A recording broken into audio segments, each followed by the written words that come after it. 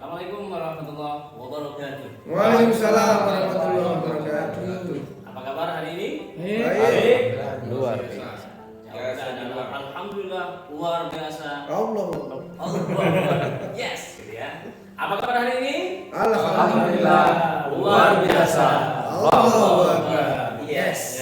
Baik. Yes. Bapak yang berbahagia, alhamdulillah ada pantun ya.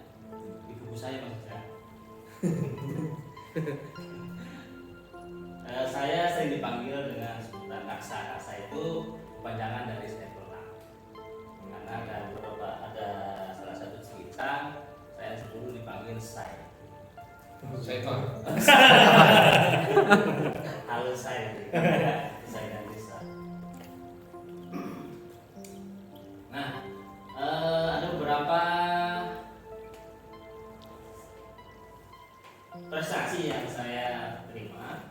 Di antaranya pernah menjadi juara sekolah, lalu juara menulis buku, juara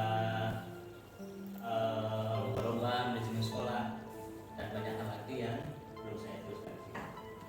Alhamdulillah pula saya juga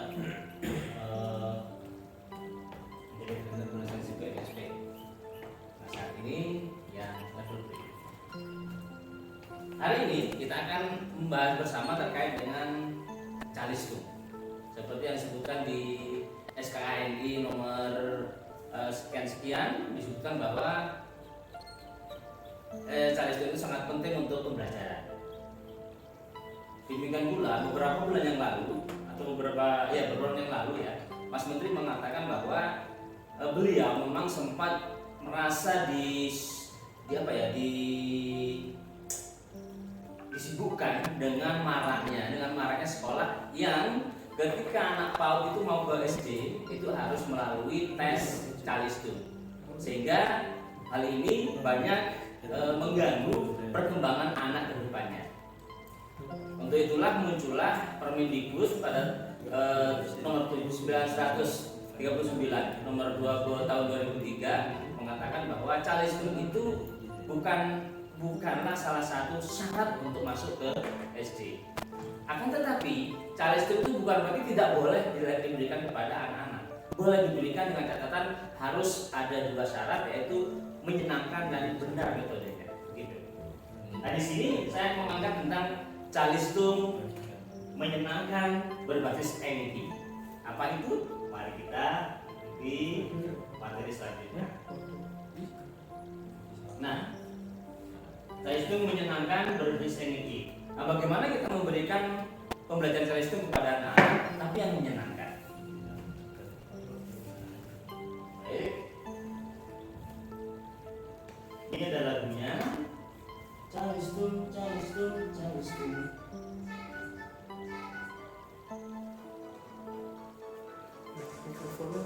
Calistung, Calistung, Calistung, tung tung tung tung. Calistung, lalu hitung, tung tung. Belajar membaca, belajar menulis, sudah belajar. Calistung.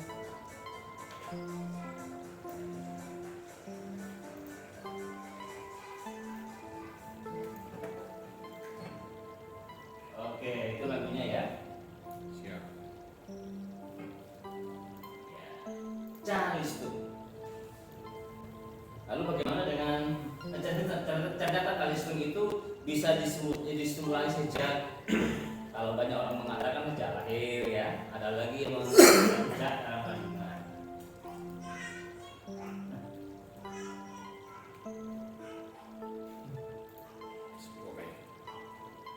Ini sebenarnya bagian dari membaca juga.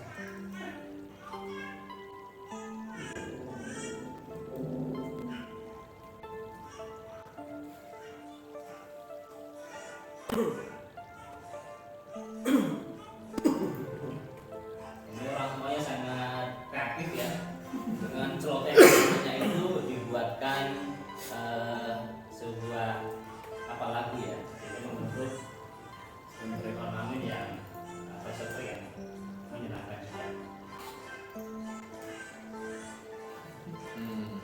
Bahasa dewa tuh. kita lanjutkan.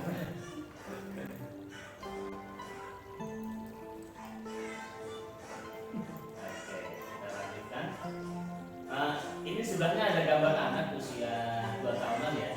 Dia sudah mulai membaca. Nah, walaupun apa yang dia baca itu belum ada maknanya gitu ya. Tapi dia melihat di sekelilingnya. Di sekelilingnya siapa itu, bisa orang tuanya, bisa sebahnya, bisa bapak ibunya, ada dan sebagainya ya. Ketika di lingkungan itu terbiasa membaca, dia akan secara otomatis akan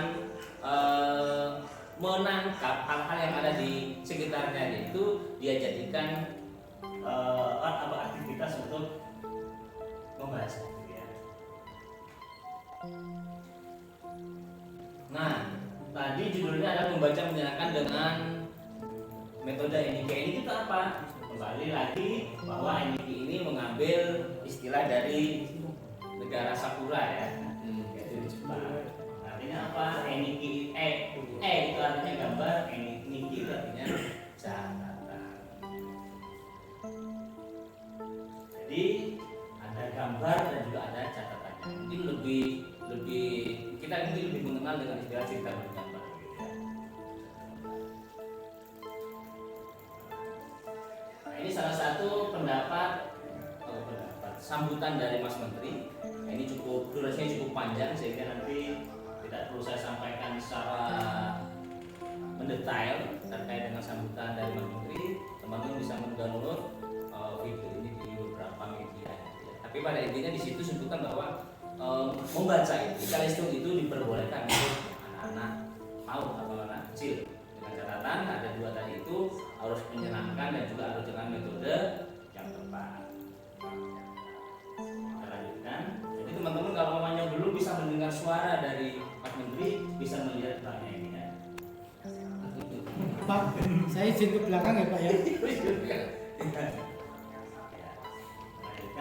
Nah, ini salah satu aktivitas anak. Bagaimana anak itu menulis ya. Ini kan walaupun bentuk gambar itu kan dari menulis juga. Menulis di tanah menggunakan air. Dan airnya ini supaya lebih menarik, supaya menyenangkan, berilah air itu yang berwarna. Silahkan mau warna apa, tergantung dengan perkembangan politik saat ini. Intinya adalah bagaimana kita itu membuat aktivitas pembelajaran yang menyenangkan ya. Nah, ini salah satu gambar dari murid juga, murid TK ya. Nah, ternyata dia juga punya imajinasi sangat jauh. Kalau tidak salah ini dia gambar sebelum tahun 2012 dan tahun 2008 lagi ya. Ternyata dia menangkap perkembangan yang sedang booming waktu itu. Dulu kan pernah ya orang mengatakan bahwa sekitar tahun 2012 dari Jumat gitu kan akan adanya kiamat. Ya, tapi kemana lagi kiamat. Nah, di kedua aktivitas lainnya. Nah, ini gambar dari anak umur 5 tahun. Anak saya. Ada ceritanya yang cukup lucu. Ketika saya datang dari sekolahan, saya melepas pakaian saya, pakaian melepas menaruh tas dan sebagainya dengan rapi gitu ya. Saya disodorkan gambar oleh istri saya. Mas itu mas, gambarnya rasa apik gitu kan. Nah saya merasa pernah juara 1 menggambar, pernah juara 1 kepala berprestasi. Saya melihat gambar ini yang diberikan oleh istri saya itu saya anggap hal yang biasa gitu ya. Saya letakkan di atas rak. Ternyata saya mengikuti saya lagi mengambil gambar ini. Ya ini apa loh gambarnya? Gambar siapa yang di sini gitu kan? Ternyata yang bagus ini. Kenapa? Diceritakan Tasa ini umurnya 5 tahun. Dia menggambar susu. Karena dia minum susu Milo. Jadi yang usianya 456 gitu ya. Adiknya Fayet itu umurnya 3 tahun minum susu bendera 1, 2, 3 kan. Adiknya Barak, ini Barak sebenarnya tulisannya, cari istrinya Barak. Karena Barak itu masih umur 3 bulan, dia meminum susu. Tapi yang dia gambar susunya penolol. kemasan. Itu betul kata Pak Ganjar tadi, itu anak tuh memiliki imajinasi yang sangat luar biasa. Ya. Kecilnya pengen susu, gedenya Nah, saya sekarang sudah semester 3 ya, yang mengambil arsitek. Nah, berangkat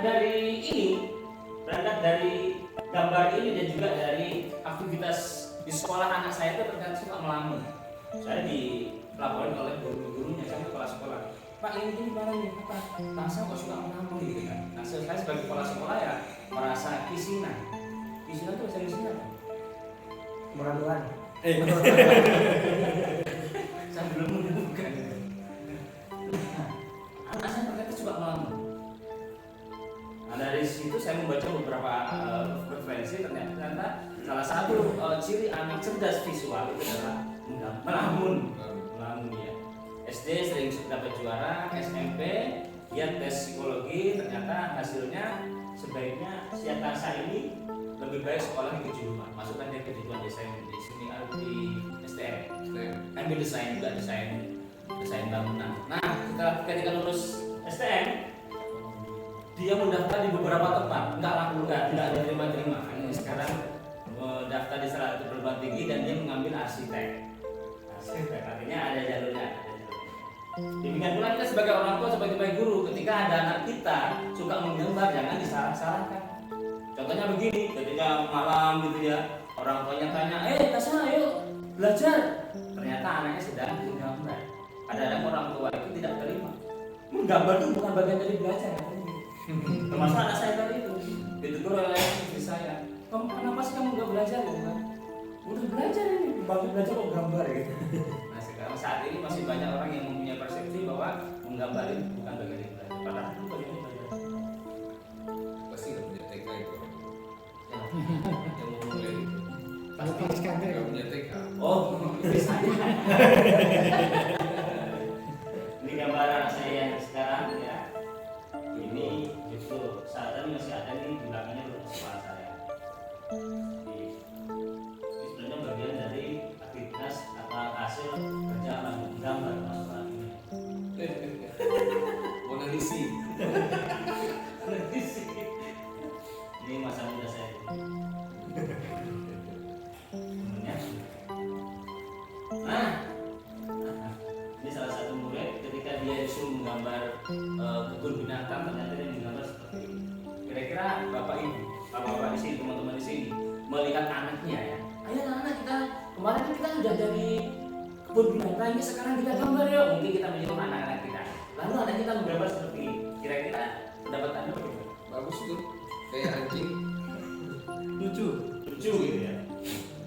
Anjing yang bulunya panjang itu tutupin mata. Iya.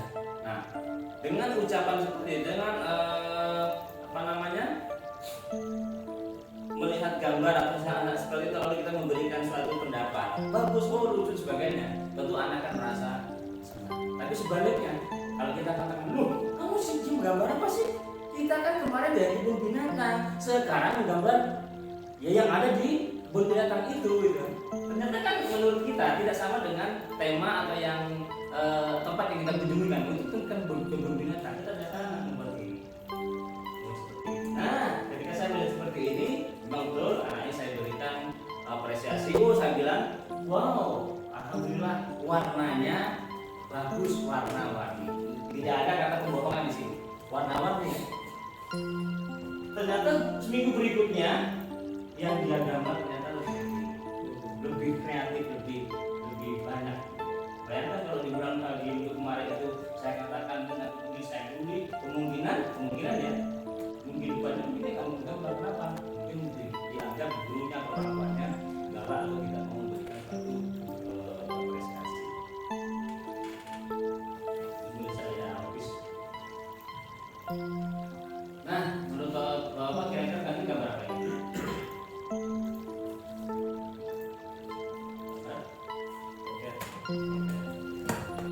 Nah itu kadang-kadang kita merasa lebih bisa gitu ya, langsung menganggap bahwa ini sesuai dengan persepsi kita. Oh, ini gambar rumah ya. Ternyata kata anak ini bukan rumah, ini adalah tempat pensil. Pensil bukan tempat pensil, sebenarnya tempat pensil. Lalu saya kesini, saya masih pintar menurut saya. Kebetulan sekolah saya juga lembaga saya dekat dengan Bandara Yusuf. Saya katakan ini pasti pesawat. Wow, pesawatnya bagus sekali mas.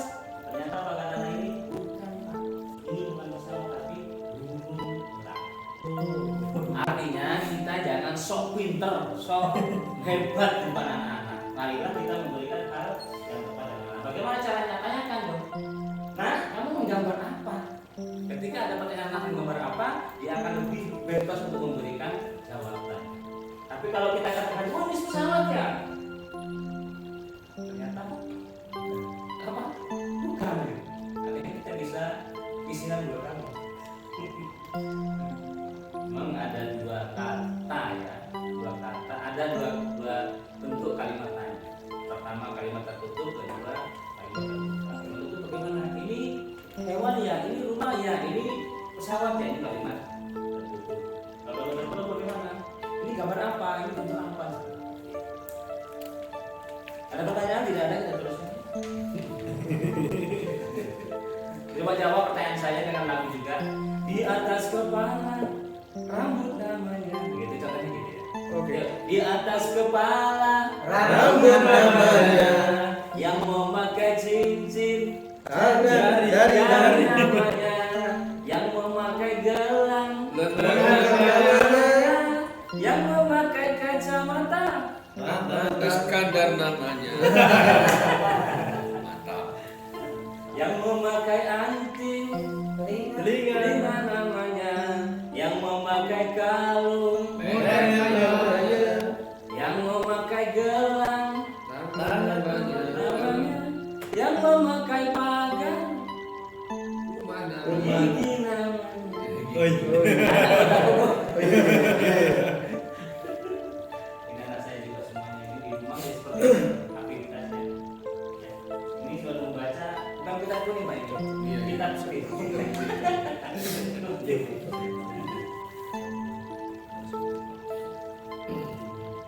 Nah ini anak saya yang tadi itu yang baca buku. Ini juga hasil karya dia. Ada gambarnya, ada tulisannya. Saya tanya gambar apa ini rumah barunya apa ini ulang tahun gitu ya. Lihatlah gambarnya jangan lihat kakinya ya.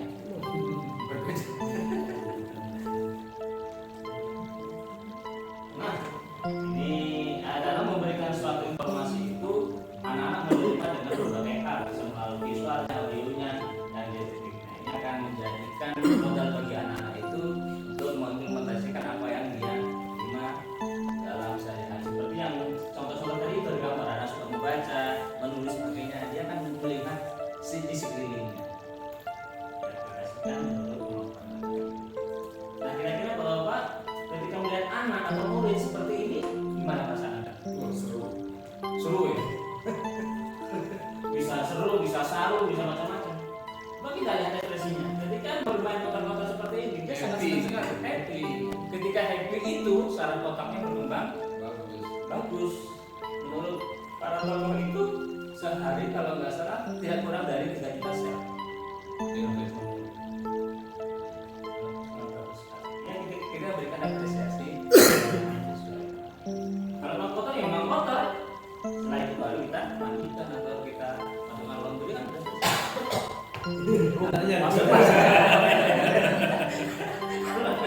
Maksudnya ganti pakaian. Anaknya masukin laundry aja.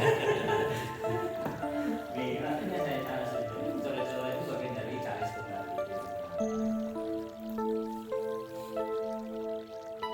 Nah, ini adalah setelah ini kita akan praktek membuat cerita bergambar yang menyenangkan dan yang berbasiskan lokal ya. Mungkin dari mana? Dari Karanganyar. Di Karanganyar kita kira-kira di sekitar Anda itu ada apa? Mungkin budayanya, makanannya, terus tanamannya kira-kira. Oh ini baca saya. Nah, silakan. Berarti tekstur terkait dengan tumbuh-tumbuhan. Berarti tapi nggak ada kipas sana ya? Kipas. Nggak ada kipas. Makanan khas ada di sana. Soto karang. Ya soto karang. Makasih kan tahu. Soto karang. Nah, bagaimana Anda nanti mengangkat soto karang itu dijadikan sesuatu karya apa buku? Nanti dikupas, dibuat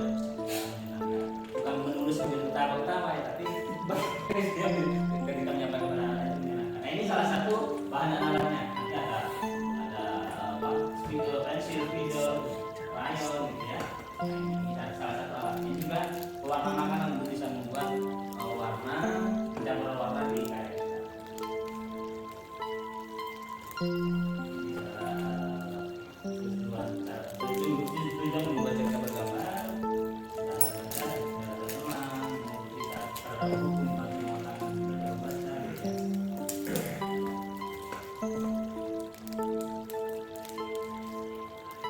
Ini salah satu siapa namanya ya, video memberikan pencerahan kepada kita. Kita langsung praktek ya. Versinya boleh tuh. Boleh. Minta. Itu dibeli. Jadi juga bisa. Nah ini saya berikan apa namanya grafik ya, bahwa kita dalam membuat cerita itu kurang lebih seperti ini. Isinya itu dimulai dengan cerita-cerita yang datar gitu ya. Nanti isinya ya sedikit ada konflik lalu dari konflik itu ada penyelesaian dan endingnya apa, isinya apa. Supaya ceritanya itu menarik. Contohnya ini. Ini kenapa ada mente? Karena mente ini tumbuhan khas dari Wonogiri. Saya mengambil tanaman-tanaman khas. Karena membuat buku itu bisa berupa berwujud tulisan, bisa juga berwujud video.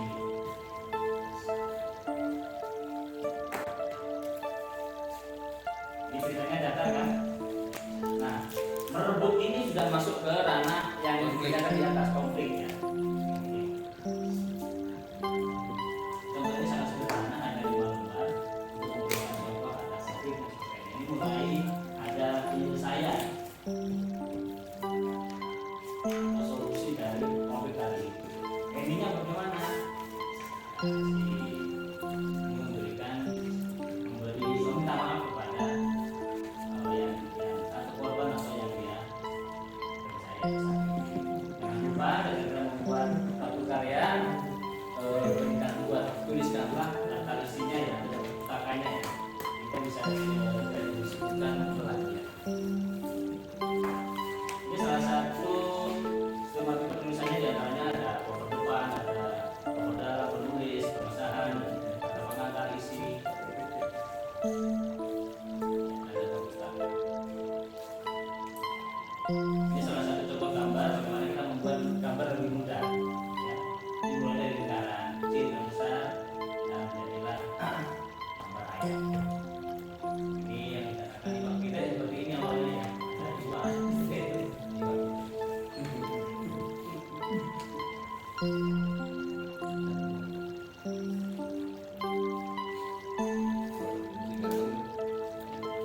Dulu masih belum pernah corona.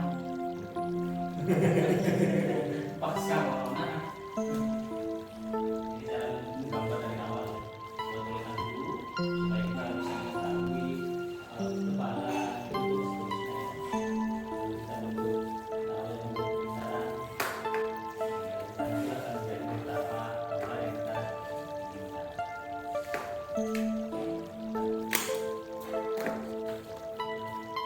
Orang juga dari lingkaran.